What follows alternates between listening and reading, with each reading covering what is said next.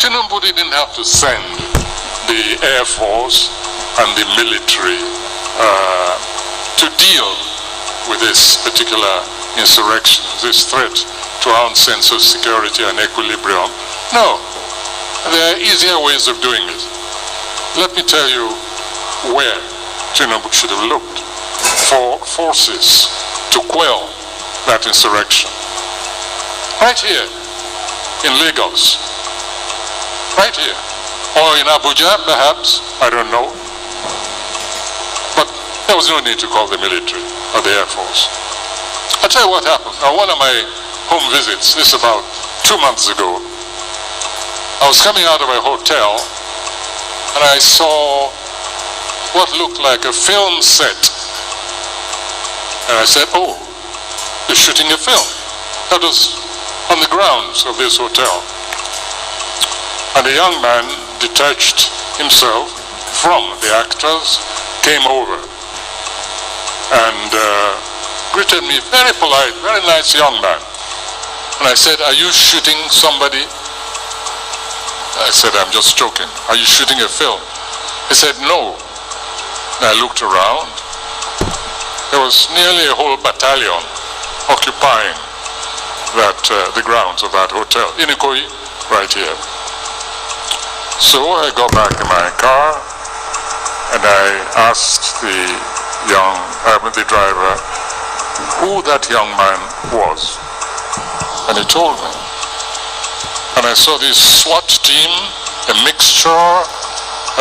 They were at least heavily armed, at least some 15 or so heavily armed to the teeth security personnel. Looked sufficient to take over a small country, neighboring city like Benin. And I think the next time the president should just call and say, Seyi, go and quell the rebellion over there.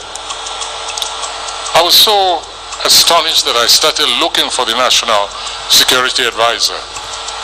I said, track him down for me. I think they got him somewhere in Paris, but it was with the president. He was at a meeting. And I said, I've just seen something I can't believe, I don't understand. And I described the scene to him.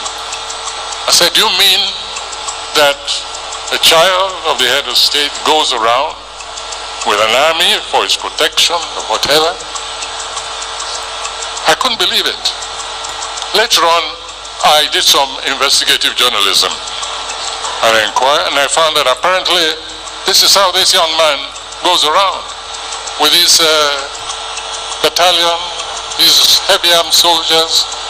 And of course the road was cleared before his car went out. I stayed until it seemed he was leaving. So next time there's an insurrection, I think the president should just call that young man and say, go and put down those stupid people there. You have enough troops under your command, so don't bother me with all these security issues any longer.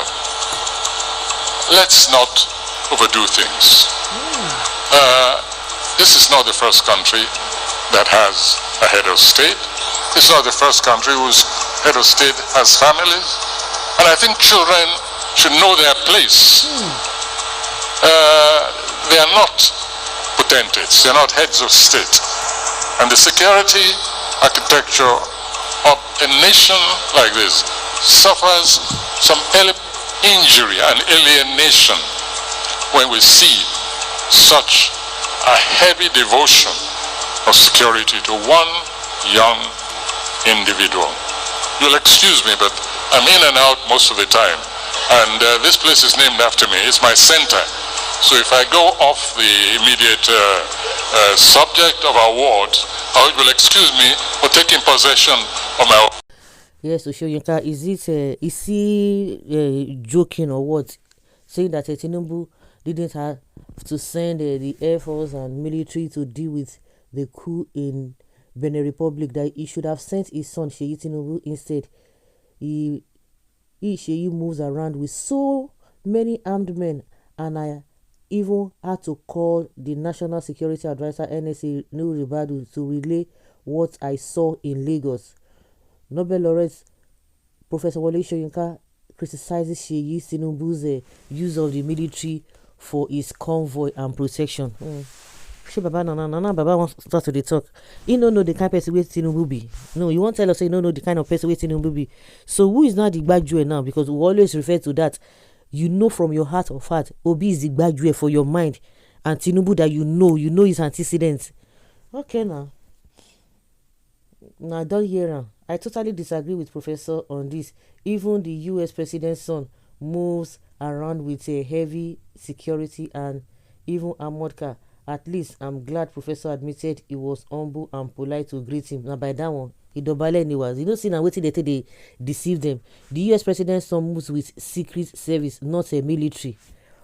Tinubu has not even settled him for last month. Maybe that is why he's talking. That somebody believes that Wole, yeah, talk. He has a point, but it took long to get to this place. There must be reason for this criticism. Somehow, the monthly allocations has not even been, has been stopped, or he is waking up from sleep of silence. Mischievous old man.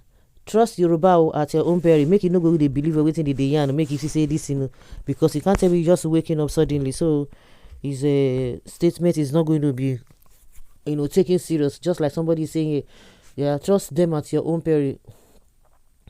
Well, I don't even like this man, but in this case, he is making a good point. He doesn't need to make the good point, whether he makes it or not. That is just the fact. Una get luck, my papa no be presidential. He never received weekend token. That is why he's talking like this. Story. Believe him at your own risk. Maybe his rice and chicken is not even coming again. Now you are understanding why Nnamdi Kanu is been shouting many years ago. You think that would they move them? Like they say, trust Wole Soyinka at your own risk. It is say you may waiting it up. Yeah, this man is very serious. For all the problem in Nigeria, his only concern is Seyi's security. You for watch the whole video. Soyinka rest, Joe. You supported this failed administration to power. Well, I'm so surprised. You used to be Tinubu close ally. So guys, let's know what you think about Wole Soyinka's submission